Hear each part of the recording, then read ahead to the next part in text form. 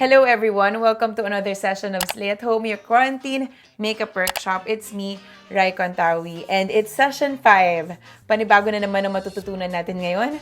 Previously, pinag-usapan natin ang liners and lashes, and hopefully na-practice ninyo kung paano pantayin ang lashes ninyo at ang eyeliner ninyo, lalong-lalo na ang eyeliner ninyo.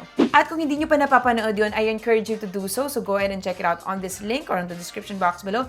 And also, Slay at Home has its own playlist on my channel. So if you want to see the first session hanggang ngayon or the whole session kung sakaling matapos na itong Slay at Home, then please go ahead and check out that playlist. And it's called #Slay at Home. So as you may notice, ang aking mukha ngayon ay napaka-flat, no? And I want you to take a good look of my flat face. Actually, hindi naman siya like super flat, but I did my foundation and I set it with powder. I did my eyes and, my lipstick and my blush. But there is one way to add dimension and depth on the face, and that is what we are going to talk about today.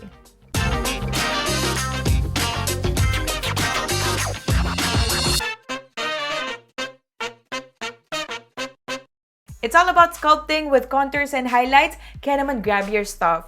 Get your products, your tools, and kung ano man yung makakain ninyo as we go along, because when we come back, we are going to jump right in the basics of sculpting. Pagdating sa contouring and highlighting, kailangan alam muna natin yung mga basic face shapes dahil dito natin malalaman kung saan natin ilalagay mga products. And we are going to have this little fun exercise later on, but before that, let's jump and explore the basic shapes. So we have oval, which is the ideal shape, meaning halos pantay or yung mga proportions ng mukha mo, symmetrical. So this is the ideal shape, and it is important for you to know or kailangan matandaan mo na oval is the ideal shape.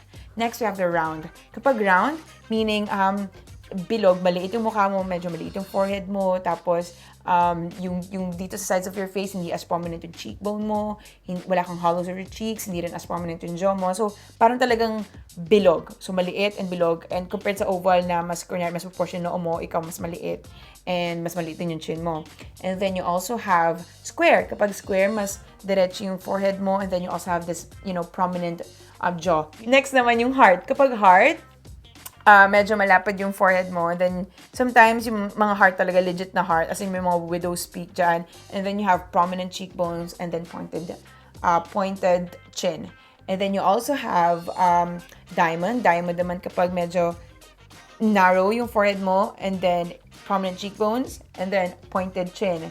Then, you also have triangle. Triangle, it's either like the normal triangle or the inverted triangle. So, tumingin kayo straight sa camera. And then, take a selfie. So make sure na talagang diretso because kapag may angle, so you won't be able to find out the real shape of your face. And then just trace. So mine is, so as you can see, it's like a bit of an oval except that my forehead is like a bit mas malapad. Tapos very prominent ang cheekbone ko. And then I have this pointed chin. So now that alam ko na heart siya, magdodraw ngayon ako ng oval sa gitna ng heart.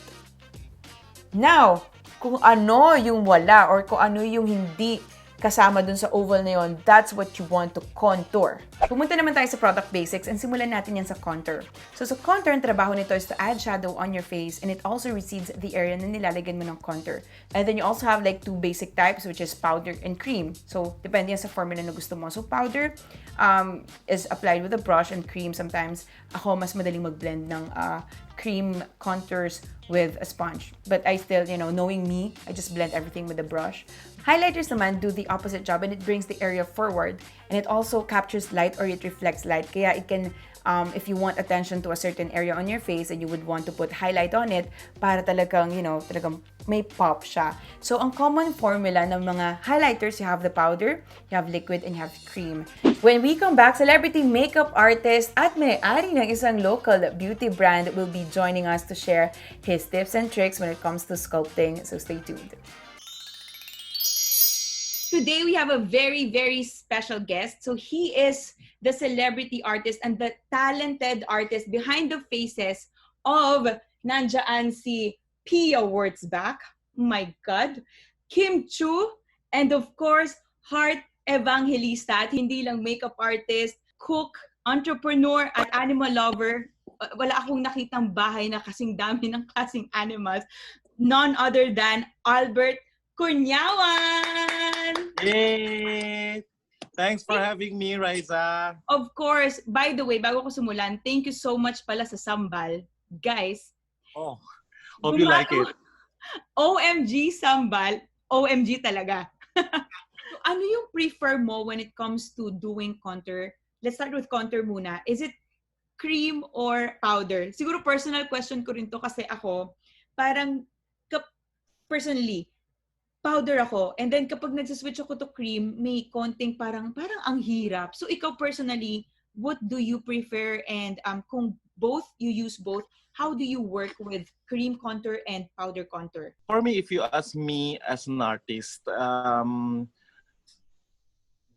I use both. Pero as if I want to talk about practicality and super worth it in terms of money, worth a buy, siguro I'll go for powder. Both of them you can achieve the look that you want to achieve, like pang papaya to make every certain part deeper. Pero the reason for me to create powder is just because na it is last longer. Especially here in the Philippines, yes. Right. Because yun yung struggle namin as a makeup artist na it's iba when you do your own makeup eh. Kasi kami yung when we do makeup on our brides, our clients, or our celebrity, alam mo, we have this worry every time we leave the job. Kasi tapos na yung trabaho namin, pero yung pinaka-importante sa lahat yung sa trabaho namin is the test of longevity. Tama. Diba? Kasi sometimes they won't understand, the bride or the clients will not understand it's just because a wrong product. Pero they will blame you right away. Through the years, sinusundan ko rin yung mga trends, cream, liquid, yung mga ganon. When it comes to powder contouring, powder formula, it's always last 10 times longer than the cream. Yes. So how about sa highlight naman? Do you also prefer powder highlight on the face? A lot of misjudge of people about powder highlighters because they always think the cream highlighters look more dewy or more basa. It's just because na yun yung talaga yung look yung gusto niyo i-achieve, di ba? So might as well use cream. Pero for me kasi again, when it comes to longevity, powder pa rin ako. There are so many improved products ngayon, improved formula that can deliver the same kind of glow as a cream. In fact, certain powders really give a subtle glow na mas mukhang natural compared to the cream. What are your biggest no-nos when it comes to sculpting or yung contour and highlight? Ano yung mga dapat na iniiwasan, lalo na mga beginners, para alam na nila yung basic na, ito, iwasan natin yung ganito. Can I say 2 instead of 1? Yeah, of course. Yes, kasi go ahead. Ito talaga yung one of my pet peeves as a makeup artist. Okay, go. I'm gonna... Just so people know, I'm taking notes. That's why may pen ako or sakaling. Bear with ako rin me. may notes rin ako. May pen rin ako. Baka I might learn something from you also. No, I'm really taking notes. So bear with me kung yuyuko ako. But go, take it away. What are your pet peeves when it comes to sculpting? First of all, kasi it's the misunderstanding of the essence of sculpting. You know, just because when you say contour powder or contouring your face, people always have the idea na, ay, papayat ako dito. When they hear the word na papayat sila or lumiit mukha nila, what they always do is they apply the contour powder unlimited. Parang nasa buffet sila.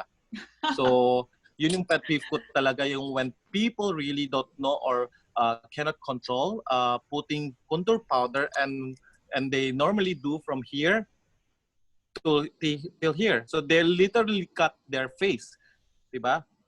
Haabot dito, without no? them knowing.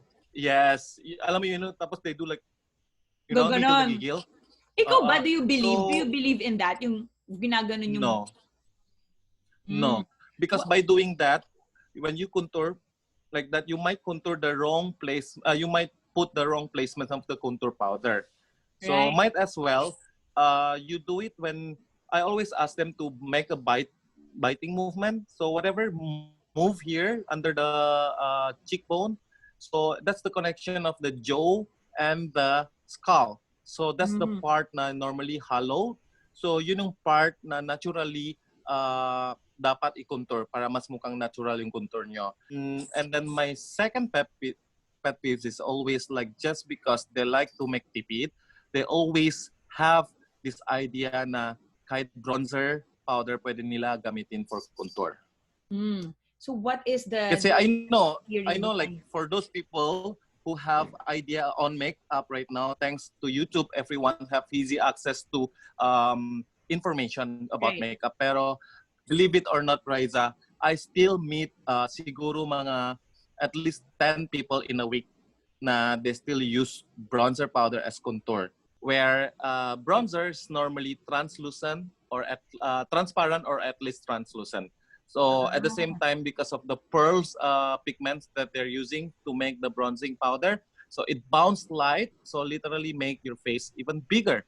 No, and also the essence of putting on bronzer is to add extra warmth or extra glow or extra healthy looking on the face, no? Kaya nga ganun dapat yung formula niya.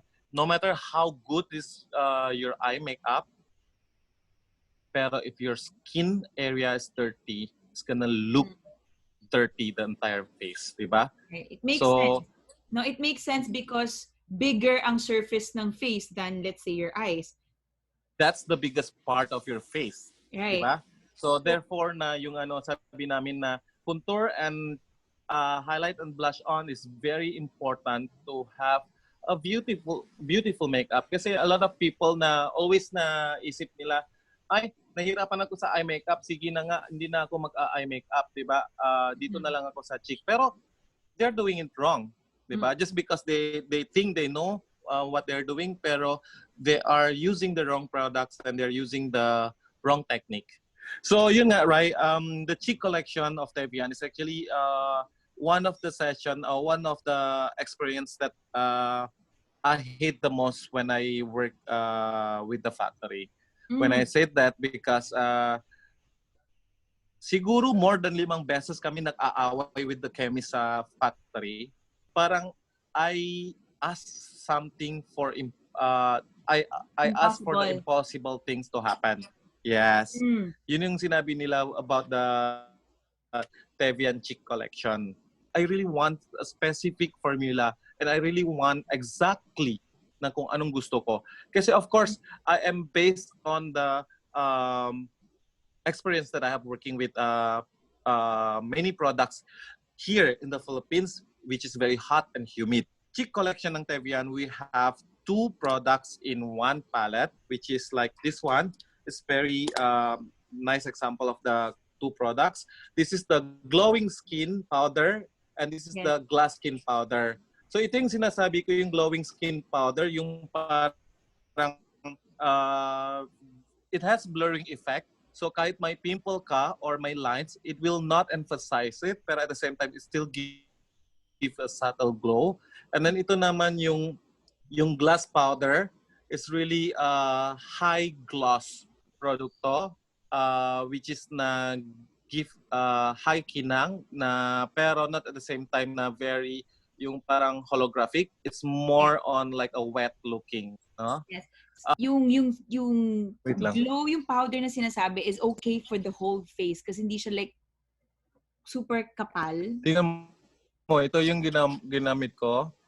It's the glowing powder. Tingnan mo, isang application lang. I can just spread it around. Tingnan mo, I can see parang it. ito yung glow. Alam mo yung parang makikita ng tao glowing ka pero they cannot pinpoint that you have a product on your skin. Yun yung dapat i-achieve natin. Yun yung And then, glow goals. Yes. The reason for me to have this collection kasi it's really easy for me to just have one product and then achieve the look that I really want to achieve. At the same time also it has skin benefits. I'm very particular with the formulation. Alam mo yan, I've been telling you stories about creating formulas for Tevian. I know kung anong like how long it takes and yung kung anong klaseng work you put into formulating and coming up with these amazing products. And it pays off, and it, kasi talaga, as you can see, you've been using it. It goes to show how you believe in the product. And Oh wait, I haven't answered your last question. your must-have contour and highlight products. Okay, the must-have highlight products, I will say it's Florid, the one from Teviat. Mm-hmm. Everyone surprised with me and Kwa when we launched this color. Because, bakit pink na pink yung highlighters nyo? Yun yung lagi ko ginagamit dati na to achieve that color, I mix 6 products to achieve that before. Every time I do my brights, I remember one of them, Shadow of Bobby Brown, yung lilac. I remember that one perfectly. Kasi hanggang na-phase out na siya, pinabili ko pa sa Singapore or ano. Kasi yun yung gusto ko effect, yung parang glowing ka pero healthy, yung pinkish. So ito rin ginagamit ko to base my blush on, to glide easily. So kahit from far, nakikita pa rin yung pinkish glow mo. Tapos sa contour naman, siguro yung my favorite is Mykonos from Tevian Sculpt to Bronze collection.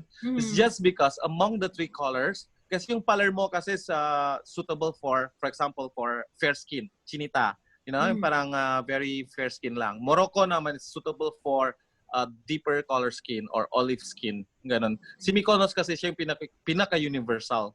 That's why I love Mykonos. Kasi to be honest, hanggang ngayon, I cannot find kung anong dupe products yung kakulay ni Mykonos. Kasi yung si Mykonos kasi iba talaga yung glow. At yung sa 3 produkto na yan, si Mykonos rin yung Raiza. If you have at home, you try to put it a test na si Mykonos lang kahit paano kakapal i-apply mo, kahit ilang layer na apply mo, kontrolado namin rin yung intensity niya. Thank you so much. It was so helpful. And I can't wait for everyone to see, once again, ladies and gentlemen, Albert Kurniawan.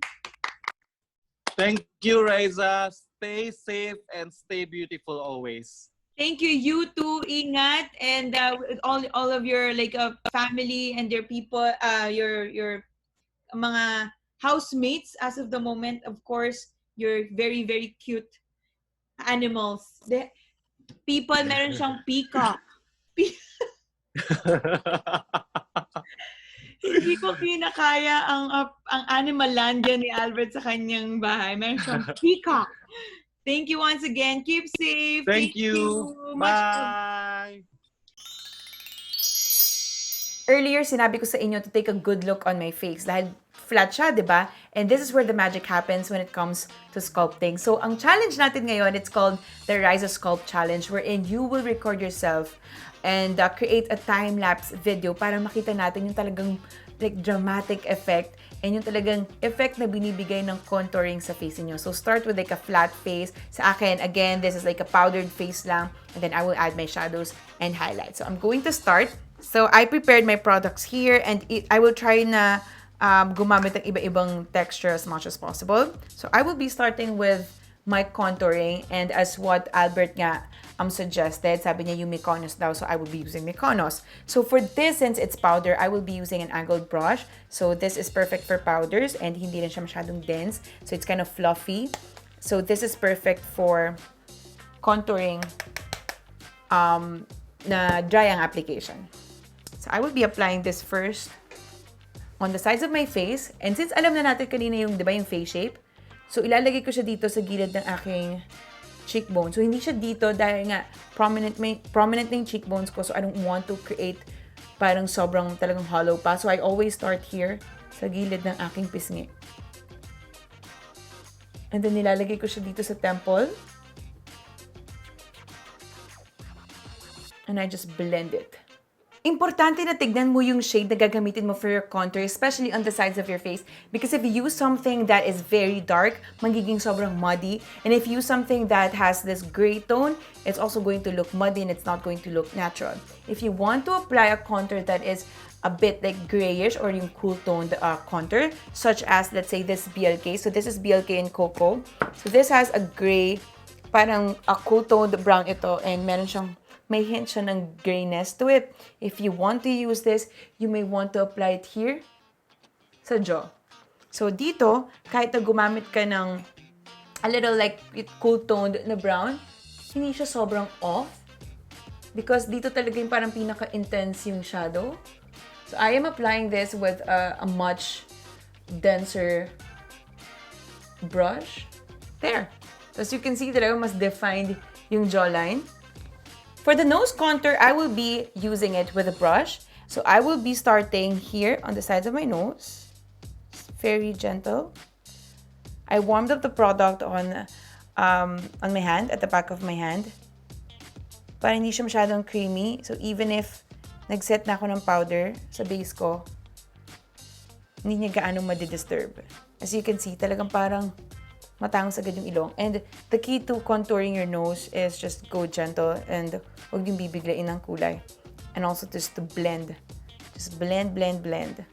Next, highlighting. Kapag nakapag-foundation na kayo or kapag hindi pa kayo nagsiset with powder, you may use lighter shades of concealer para mag-highlight on the center of your face, lalo na dito sa under eyes. And this is the kind of highlighting na hindi siya iridescent, something like without sparkles or glitters. This is just to really bring the area forward. And so this is from Kat Von D Shade and Light, and I will be using these shades. So I will use a very light blending brush and then get the product. So this is like the yellow one, and this is more of like a neutral, para hindi siya masyadong peach, hindi rin siya masyadong yellow.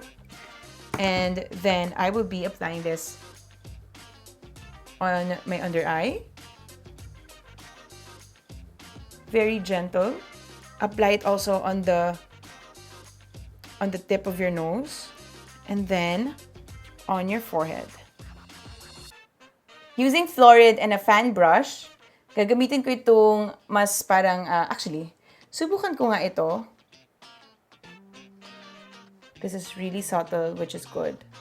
So this is the type of highlighter na hindi siya like blinding. It's very like controlled and it's very subtle. So para naman medyo talagang may glow talaga, gagamitin ko itong Astral. Ito yung sinasabi kanina ni Albert, yung parang kakaiba yung formula nito. Kasi ito yung parang basa lang talaga. So, gagamitin ko na yung daliri ko. And then, ilalagay ko na siya on the highest points of my cheeks. Dagdag lang ulit.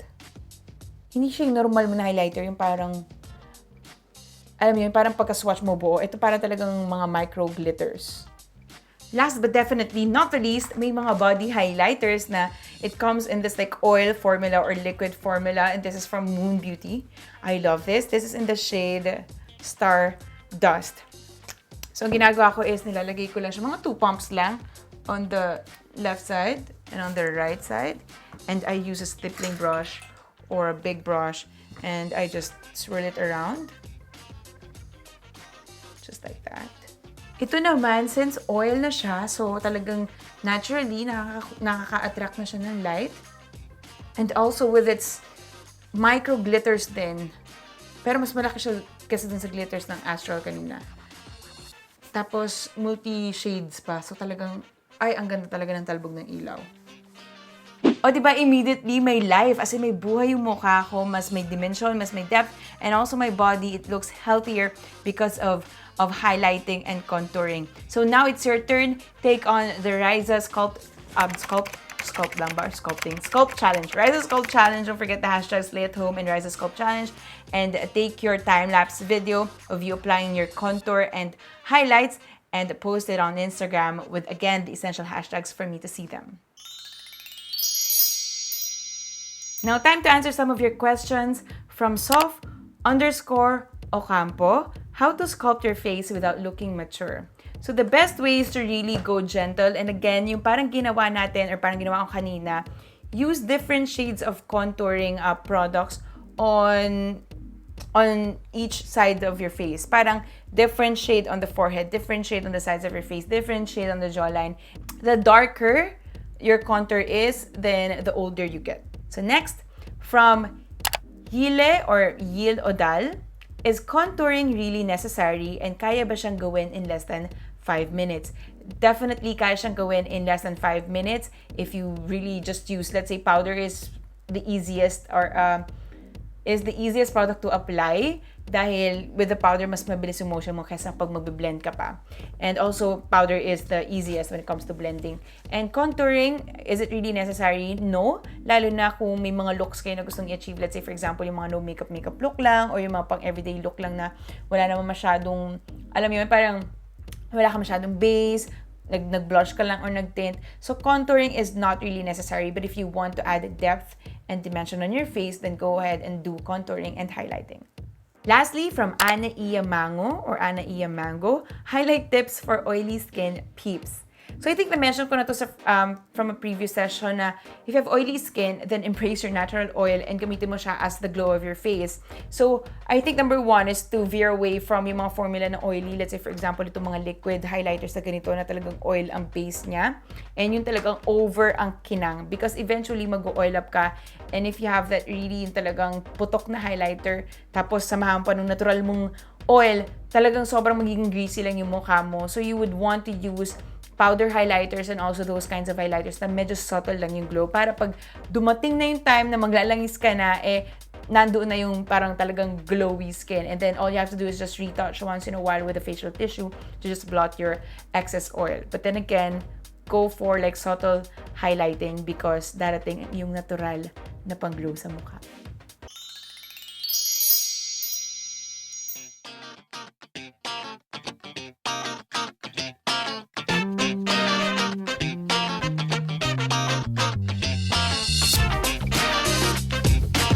Thank you to everyone who took the previous challenge, and don't forget today's challenge, ang Raiza Sculpt Challenge. Thank you to everyone who has stayed tuned since the beginning, since day one. Maraming salamat sa mga sumali ngayong session na to. If you like this workshop and this session, don't forget to give us a thumbs up, and don't forget to get subscribed and notified by clicking the bell button below. You may also follow me on Facebook, Instagram, Twitter, and TikTok all at Raiza Contawi. Once again, I'll see you tomorrow. Thank you guys so much, and let me know in the comment section below what you think, what you've learned, and I'll see you on Instagram for your entries. See you tomorrow. Have a good day. Bye!